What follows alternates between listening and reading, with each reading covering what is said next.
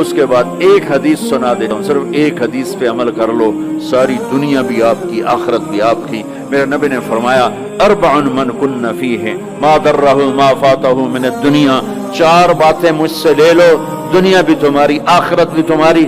صدق حدیث، ہمیشہ سچ بولنا، جھوٹ نہ بولنا، ہمیشہ سچ بولنا، جھوٹ نہ بولنا۔ حفظ امانت، کسی کو دھوکہ نہ دینا، کسی کو دھوکہ نہ دینا۔ سارے ایسے ترقی یافتہ ملکوں میں ہمارے انڈیا پاکستان کے نوجوان دھوکہ دیتے ہیں لڑکیوں کو، مقامیوں کو، کہ ان سے شادیاں کرتے ہیں، پیپر بنا لیں، پیپر بنتے ہیں پھر بھاگ جاتے ہیں۔ میرے نبی کو بدنام نہ کرو، میرے نبی کو شرمندہ نہ کرو۔ ایک واقعہ لکھا ہے احسان دانش نے کہ دہلی میں جب انگریز کا راج تھا تو ایک یہ جو پک پاکٹ والا سردار تھا، اس کے آگے چیلے تھے، تو اس کا ایک چیلا، ایک شاگرد صرف 2 روپے لے کر آیا شام، تو اس نے اس کو پٹائی کی کہ صرف 2 روپے۔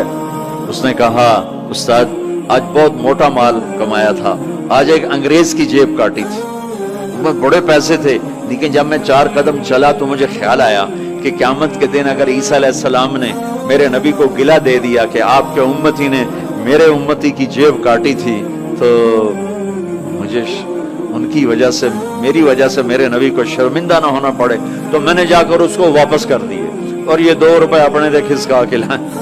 تو وہ اس کا استاد بھی رونے لگا کہ بیٹا یہ 10 روپے تیرا آج کا انعام ہے، تو نے کمال کر دیا۔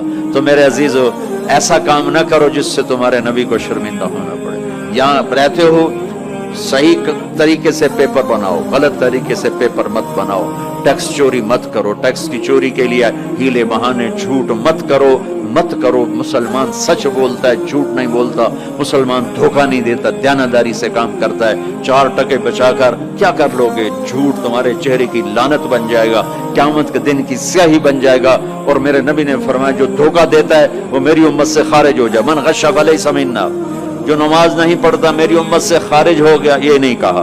جو روزہ نہیں رکھتا میری امت سے نکل گیا، یہ نہیں کہا۔ جو دھوکہ دیتا ہے میری امت میں سے نکل گیا، میری امت میں سے نہیں ہے۔ تو یہاں رہنا ہے تو سچائی کے ساتھ رہو، دیانتداری کے ساتھ رہو۔ شادیاں کی ہیں تو پھر نبھاؤ، پھر اس سے نبھاؤ، پہ فراڈ نہ کرو۔ ایک دن آنے والا ہے تمہیں اللہ کے سامنے کھڑے ہونا ہے، تمہارے دھوکے فراڈ سارے کھول کے اللہ تعالیٰ الگ دکھا دے گا، اور اس دن شرمندگی ایسی ہوگی کہ کہیں چھپنے کی جگہ بھی نہیں ملے۔ تو اللہ کے واسطے ایسے مسلمان بنو کہ تمہارے ذریعے سے تمہارا اسلام چمکے، روشن ہو، یہاں کی حکومت تمہاری تعریف کرے۔ یہاں کی حکومت تمہیں کتنی مذہبی آزادی دے رکھی، کتنی آسانیاں دے رکھی ہیں، تو ان کے ساتھ چیٹنگ مت کرو، ان کو دھوکہ مت دو، ان کے ساتھ فراڈ مت کرو، ان کا ٹیکس نہ چوراؤ، ان کو پورا ٹیکس دو جتنا وہ تمہارا بنتا ہے، سارا دو۔ اللہ تمہیں یہ تمہارا صدقہ بنے گا۔ زکوٰۃ تو مسلمان کو دی جاتی ہے، یہاں تمہیں نظر نہیں آتا، اپنے پاکستان میں، انڈیا میں زکوٰۃ بھیجو، لیکن صدقات ان کالوں کو دو جو غربت کے مارے تمہارے گھروں میں کام کرتے ہیں، تمہارے پاس کام کرتے ہیں، ان کو صدقات دو، نفلی صدقات، ان کو جتنا دے سکتے ہو دو۔ یہ تمہارے ہمدرد بنیں گے، تم سے محبت کریں گے، تم سے تمہارے قریب آئیں گے، تمہارے احسان مند ہوں گے۔ مسلمان بخیل نہیں ہوتا، مسلمان سخی ہوتا ہے۔ تم ایسے جوڑ کے کیا کرو گے؟ قبر میں کتنے لے کے جاؤ گے؟ تو میرے نبی نے فرمایا ایک سچ بولو، ایک دھوکہ نہ دو۔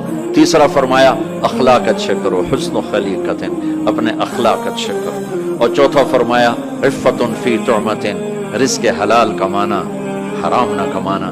یہاں آ کے شراب کی دکان نہ کھول بیٹھنا کہ پیسے زیادہ بنتے ہیں، آگ لگا دو اس کمائی کو جس پہ تمہارا اللہ ناراض ہو اور اللہ کا رسول ناراض ہو۔ تمہارا ایک رینڈ جو حلال کا ہے تمہارے لاکھوں حرام کے رینڈ سے زیادہ اللہ کو محبوب اور پسند ہے، اور اس میں زیادہ برکت ہے۔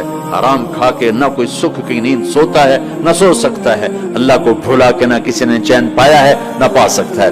یہ 4 باتیں آپ لے لیں، میں لے لیں، تو ہماری زندگی یہ بھی خوبصورت، وہ بھی خوبصورت۔ سچ بولنا، سچ بولنا، کسی کو دھوکہ نہ دینا، دیانتداری، اخلاق اچھے کرنا، اخلاق اچھے کرنا، رزق حلال کمانا۔ حضرت سعد بن معاذ بیٹھے تھے، ہمارے نبی کی نظر پڑی ان کے ہاتھوں پر، ہاتھ بڑے سخت تھے۔ آپ نے کہا تیرے ہاتھ کیوں سخت ہیں؟ کہا جی بچوں کے لیے روٹی کماتا ہوں تو ہاتھ سخت ہو گئے۔ تو آپ نے ان کے ہاتھوں کو پکڑ کے بوسہ لیا ایسے اور فرمایا بچوں کو حلال کھلاتے جو ہاتھ ایسا ہو جاتا ہے اس پہ جہنم کی آگ حرام ہو جاتی۔ ہماری تو کمائی، آپ کی کمائیوں میں سچ اور دیانتداری ہو تو اللہ کی قسم 24 گھنٹے نماز لکھی جائے گی. پانچ نمازیں نہیں لکھی جائیں گی، 24 گھنٹے کے سجدے لکھے جائیں گے. کام میں، جاب میں، شوق میں، کاروبار میں، اپنی ملازمت میں اگر آپ سچائی اور دیانتداری والے ہو تو آپ کا ہر لمحہ خوبصورت ہے اور نماز اور بندگی ہے. اپنی فیملیز کے ساتھ رہتے ہو، ماں باپ ہیں، ان کی دعا لے لو، ان کی دعا لے لو. بیویاں ساتھ ہیں، ان کو عزت دو، احترام دو. گھر والوں کو حسن سلوک سے رکھنا یہ بہت بڑا ایمان ہے. میرے نبی نے فرمایا سب سے اعلیٰ درجے کا مسلمان وہ جو بیوی کے ساتھ اچھا سلوک کرتا. پر آپ نے کہا میں اپنی بیویوں کے ساتھ سب سے اچھا سلوک کرتا. تو وہ ایک نوجوان میرے پاس آیا، کہنے لگا جی بیوی سے جھگڑا بہت ہوتا ہے تو مجھے کوئی تعویذ دے دو. میں نے کہا بیویوں پہ تعویذ چلتے ہی کوئی نہیں. کہنے لگا کیا کروں؟ میں نے کہا کہ طریقہ بتاتا ہوں. کہنے لگے بتائیں. میں نے کہا ہر دفعہ جب کھانے پہ بیٹھو 2-3 لقمے اپنے ہاتھ سے کھلا دیا کرو.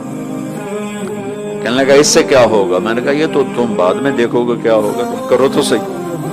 کوئی 2 ہفتے گزرے، میری اس کی اچھی دوستی تھی، اللہ اس کی بخشش فرمائے، تو فوت ہو گیا. میں نے پوچھا، اس کا فون آ گیا نا، تو میں نے پوچھا وہ میری بات پہ عمل کیا؟ کہنے لگا نہیں. میں نے کہا کیوں؟ کہنے لگا شرم آتی. میں نے کہا لڑتے ہوئے شرم نہیں آتی؟ بولا عورت بھی کوئی ذات ہے جس سے لڑا جائے.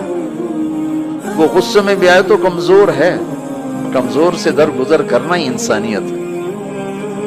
میرے نبی نے فرمایا شریف آدمی بیوی سے دب کے چلتا ہے اور کمینہ آدمی بیوی کو دبا کے چلتا ہے. تو میں کمینہ بن کے نہیں رہنا چاہتا، میں شریف بن کے رہنا چاہتا ہوں. یغلبہن اللئیم ویغلبن الکریم لان اکون مغلوبا کریما احب علی من ان اکون لئیما غالبا. سبحان اللہ.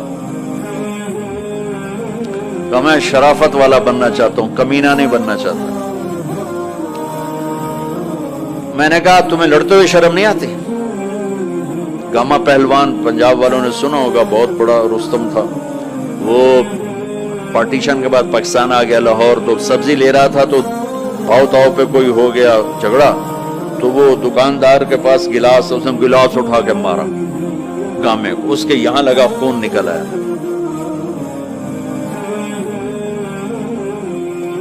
اس نے چپ کر کے پگڑی کھولی اور نیچے سے یوں اس کو لا کر باندھ کے چل پڑا. تو لوگ انہوں نے اس کو پکڑ لیا، پہلوان جی اے ماڑا جا بندہ تو مارے گا، تجھے انہوں آکھے ہی کچھ نہیں، تجھے تو پہلوان. کہنے لگا ماڑے نو مار دیا شرم ہوتی ہے. وہ کہنے لگا کمزور کو مارتے ہوئے شرم آتی. تو عورت پہ ہاتھ اٹھانا یا گالیاں دینا، اس کے ماں باپ کو گالیاں دینا تو جانوروں کا کام ہے، انسانوں کا کام تو نہیں. میں نے کہا کر اور مجھے بتا. کوئی 2 گھنٹے بعد اس کا فون آیا کہ مولانا صاحب کمال ہو گئے. میں کیا ہوا؟ کہ میں نے اس کے منہ میں لقمہ ڈالا، ہوتا منہ تھے کھلے رہ گیا، منہ کھلے رہ گیا. مجھ سے کہنے لگی تو خود تو کر نہیں سکتا، کس نے تمہیں یہ سکھایا ہے؟ کس نے سکھایا؟ اس نے کہا مجھے مولوی طارق جمیل نے سکھایا. انہوں نے ایسے چولی اٹھا لی. اللہ مولوی طارق جمیل اور اس کے بچوں کا بھلا کرے جس نے تمہیں انسان بنایا. اپنے گھروں کو آباد کرنا ہے تو اخلاق اچھے کرو، بول میٹھا کرو. بچے ساتھ ہیں ان کو محبت سے لے کے چلو. اب ایسے دیس میں ہو جہاں ہمارا دینی ماحول نہیں ہے، آپ کو بنانا پڑے گا. اور دینی ماحول بنانا ماشاءاللہ بہت مسجدیں دیکھیں، مدرسے دیکھے، بہت خوشی ہوئی، لیکن ماحول بنانے کے لیے کچھ اور بھی ہے. محبت دو. علماء سے کہتا ہوں آپس میں پیار و محبت کی فضا قائم کرو. شدت پہ نہ چلو، نرمی پہ چلو، فتوے بازی پہ نہ چلو، محبت سے چلو. اختلاف رائے کرو، پر اختلاف رائے کو کفر تک پہنچا دینا، حرام تک پہنچا دینا یہ اہل علم کا کام نہیں ہے. اہل علم ہوتے ہیں جو حلیم ہوتے ہیں، وقور ہوتے ہیں، اور وہ درگزر کرنے والے ہوتے ہیں، محبت کرنے والے ہوتے ہیں، معاف کرنے والے ہوتے ہیں، برداشت کرنے والے ہوتے ہیں. چھوٹی چھوٹی باتوں پہ فتوہ بازی اس سے بچو. اللہ تعالیٰ نے جو ہمیں یہ تبلیغ کا کام دیا ہے، اس میں آپ سب سے نیت کرواتا ہوں کہ 4 مہینے لگانے کی ساری نیت کر لو. کرتے نا نیت انشاءاللہ. اور چھوٹی سی تشکیل کرتا ہوں کہ ہر مہینے 3 دن آپ لگا لیا کریں. اللہ کا فضل ہے، تبلیغ کا کام تو ہر جگہ ہو رہا ہے. اب ہر مہینے صرف 3 دن جانا شروع کریں. جنید جمشید مرحوم کو میں نے یہ کہا تھا کہ تو 3 دن لگانا شروع کر. وہ کہنے لگا میں تو ناچتا ہوں، اسٹیج پہ گاتا ہوں، میں 3 دن لگاؤں گا. کیسے لگاؤں گا؟ میں ادھر یہ کرتا ہوں، ادھر تبلیغ کروں. میں نے کہا یہ تیری ڈوز ہے، دوا ہے، تو دوا شروع کر، صحت ہو جائے گی. 97 کی یہ بات ہے.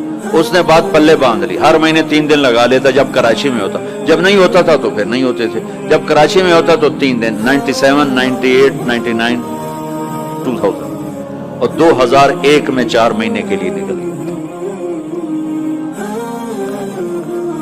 تو آپ سب مجمع ماشاءاللہ نوجوانوں کا ہے، 3 دن لگاؤ گے، ٹھیک ہے نا؟ اور اگر کوئی اس مجمع میں کسی سے ناراض ہے تو اٹھنے سے پہلے ہی اس کو معاف کرے. اگر یہیں موجود ہیں تو گلے لگے، اور وہ موجود نہیں ہے تو وہاں جا کے اس کے گلے لگ جائے اور اس سے معافی مانگ لے. معافی مانگو گے اللہ آپ کو معاف کرے گا. کسی 2 مسلمان کا آپس میں بائیکاٹ نہیں ہونا چاہیے. کسی 2 مسلمان کا آپس میں بول چال بند نہیں ہونا چاہیے.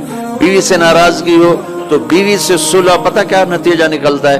جب آدمی بیوی سے صلح کرتا ہے تو اللہ اس پر اتنا خوش ہوتا ہے ان کے پچھلے سارے گناہ معاف کر دیتا.